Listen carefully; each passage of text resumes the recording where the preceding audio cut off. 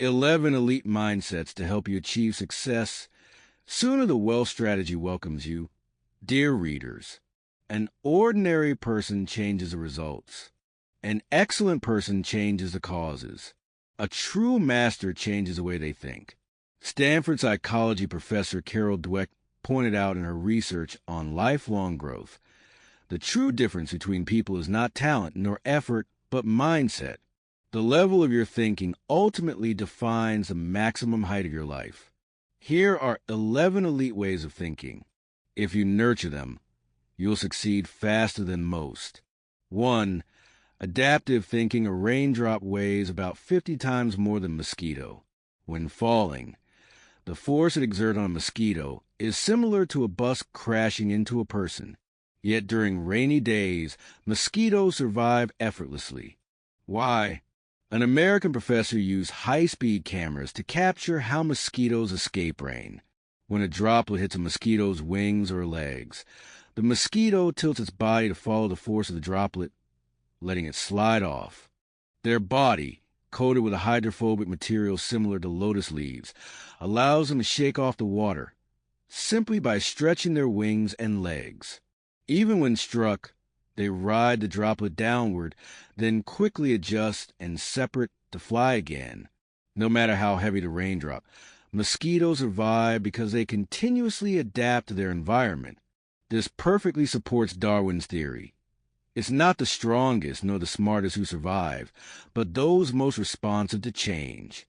Intel founder Andy Grove also emphasized, external change happens 10 times faster than we predict. Look around. How many once stable jobs have been disrupted? How many thriving industries have been replaced by virtual realities?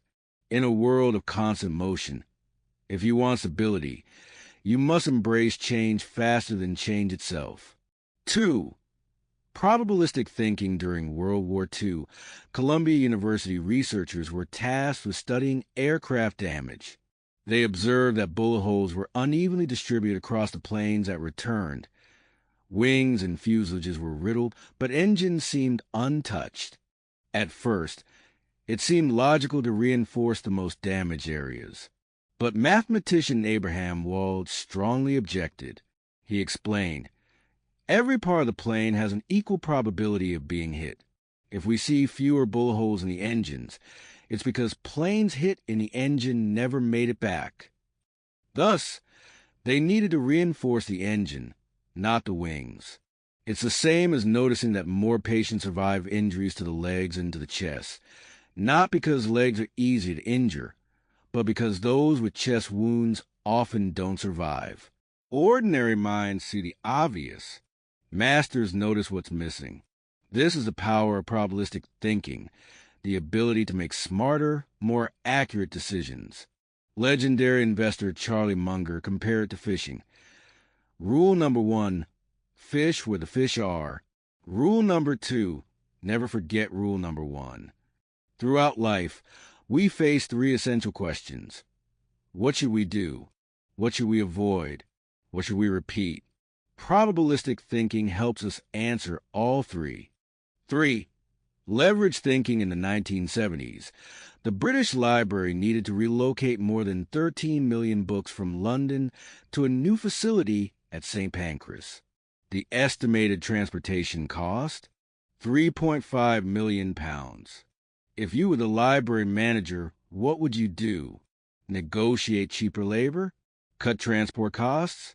All traditional solutions seem hopeless against the sheer scale of the problem. But a young employee had a different idea. He approached management.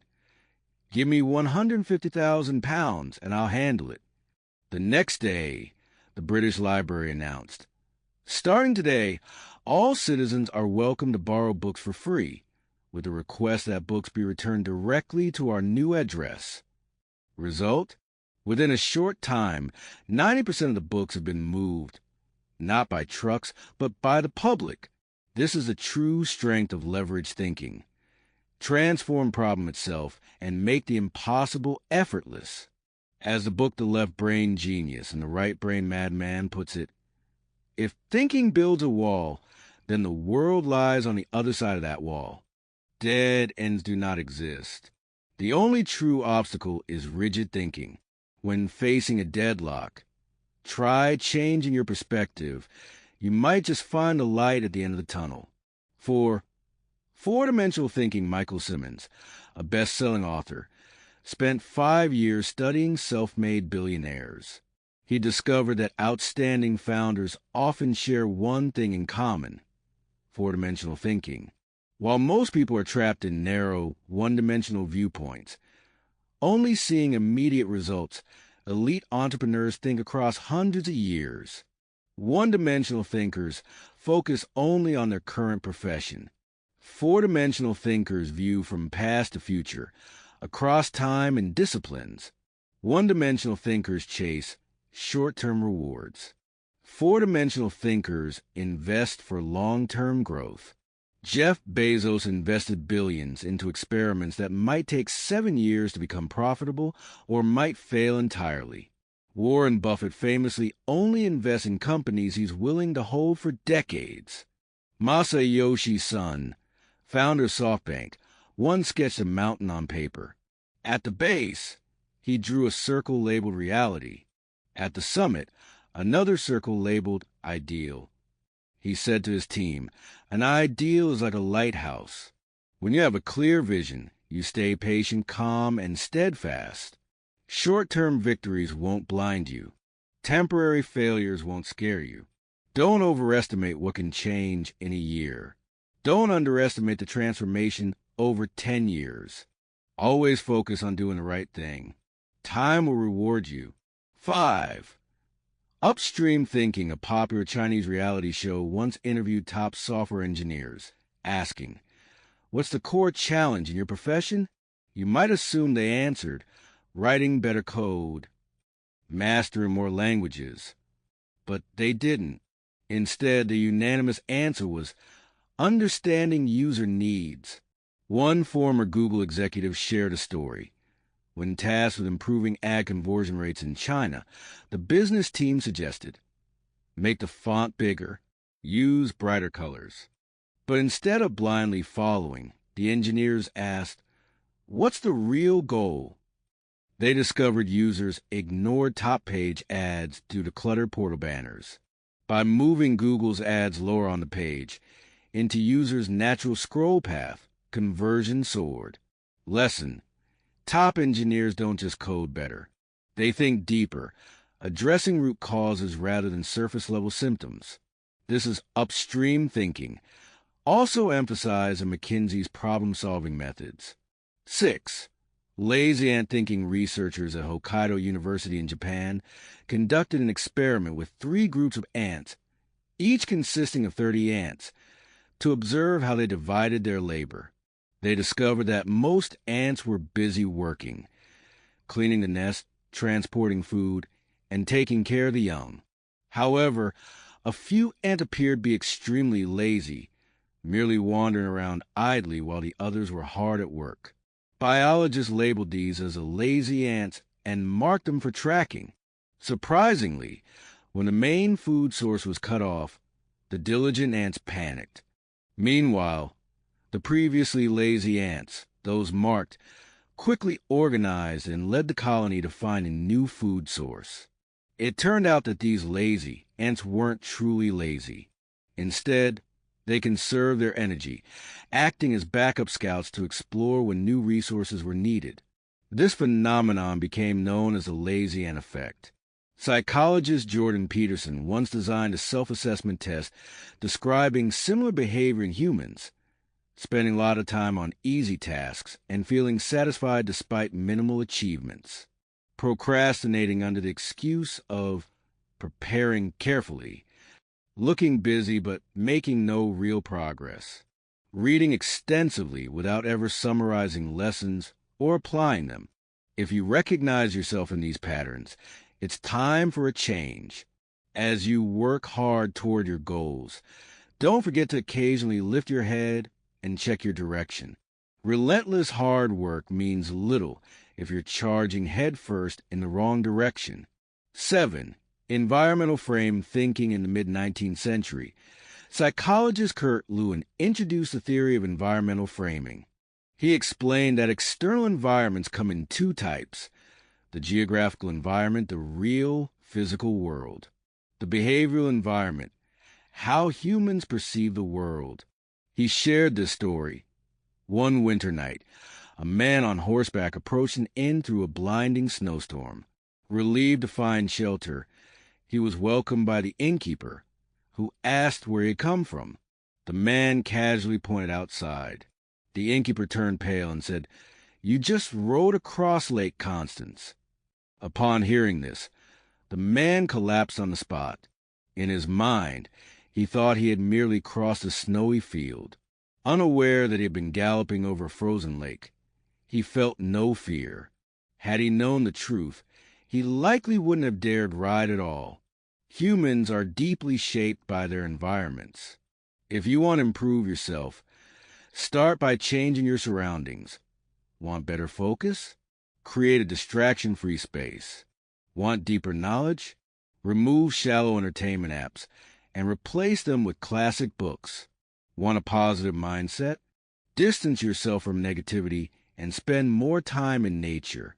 When you're unhappy with where you are, start by changing your environment. Change your world, and you change yourself. 8. Rerouting thinking. Not every wall is worth crashing into. Life is full of possibilities. There's no rule saying you must stubbornly stay on one path forever. When the road becomes blocked, changing direction may be the wisest move you can make. One netizen shared a story about her cousin. By her 30s, she had a stable job, yet relatives constantly nagged her about being unmarried. Eventually, her parents arranged an introduction with a man who seemed compatible. They quickly grew close and discussed marriage. One day, she discovered text messages revealing he had a gambling addiction. Almost his entire salary went into gambling, and his family helped him hide this from her. At first, she tried to persuade him to quit. He nodded but took no real action. One day, he unexpectedly asked her for money, claiming he had lost everything again. When she hesitated, he grew annoyed and snapped, "We're not even married yet, and you're already controlling me." Without another word, she walked away, and that night she ended the relationship. Both families begged her to reconsider, saying he would change eventually, but she remained firm. Later, she met a much better partner, while the gambler spiraled into debt, lost his job, and went into hiding. Key lesson: not all perseverance leads to success. Some things aren't worth clinging to. Life isn't about charging blindly through every obstacle. Sometimes quitting at the right time saves you. Knowing when to stop isn't weakness, it's wisdom. 9. Problem-filling thinking. If you can't solve the problem, you'll become the problem. Peng Lei, former CEO of Alipay, once said, "No matter what Jack Ma decides, my only job is to make that decision the right one." A person's greatest success lies in their ability to solve problems, whether at work or in life. This is the power of problem-filling thinking. Writer Chu Chi shared a personal story. When he first joined the company, after just 3 days, the CEO's assistant summoned him to a meeting. Without warning, the CEO berated him. "You're responsible for the company's website, right? It's terrible. I want a complete overhaul in 30 days. Chu Chi was stunned. He had no experience with the website and had only been there for 3 days. He quickly realized it was a deliberate trap, a test. Instead of rejecting the task, he nodded and accepted. Over the next month, Chu worked tirelessly, planning new sections, recruiting technical staff, coordinating with UI designers. In the end, he delivered a new site ahead of schedule. The CEO, impressed, later discovered Chu hadn't even been the original web manager. This revelation made him admire Chu even more. Shortly after, Chu Chi was promoted to product manager and named one of the company's outstanding employees of the year. He reflected, "Every time you fill a hole, you strengthen your skills and resilience. Work life is a chain of potholes. Learn to fill them well, and you will advance far. The difference between people often lies in whether they choose to fill the gaps or run from them. 10. Strong barrel thinking. Don't let your weaknesses destroy your strengths. True intelligence means knowing both your strengths and your weaknesses, rather than endlessly fighting your weaknesses. Focus on amplifying your strengths and finding your moments to shine. Take Otto Warburg, the famed German scientist.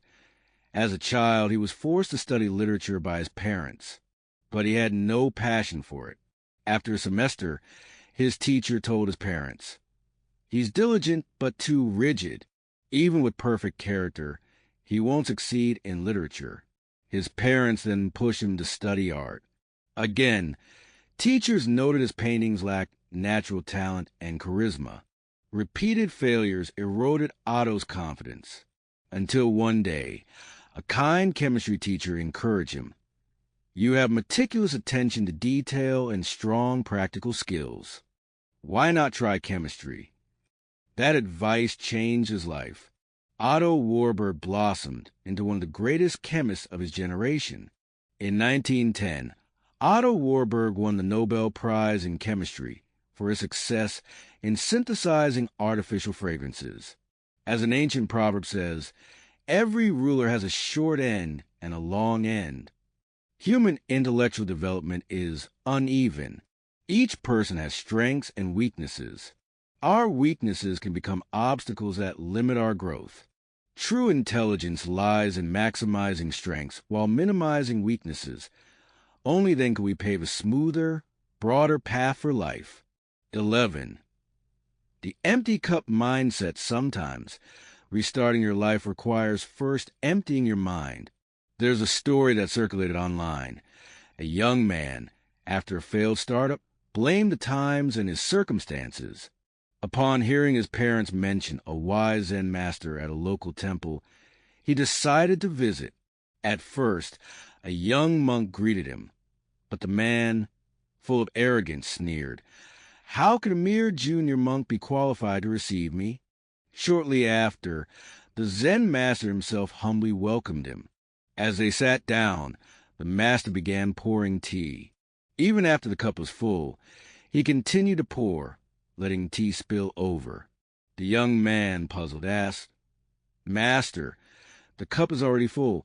Why do you keep pouring?" The Zen master smiled and replied, "Exactly. If the cup is full, how can you add anything new?" At that moment, the young man understood. The master was reminding him that no matter where we are in life, we must maintain an empty mindset. Only by emptying ourselves of arrogance and past attachments can we rebuild our future. Actress Ma Ili once shared a story about filming with veteran actor Chen Daoming, a national treasure known for his exceptional acting and professionalism. After shooting a scene, while others rushed to leave, Chen Daoming would quietly stand by and watch the younger actors perform. Curious, Ma Ili once asked him, "Master Chen, do you stay back to give us guidance?" He smiled and replied, "Even though I am a senior, I always remind myself to maintain a humble heart, to blend into the younger generation, to learn from them without arrogance."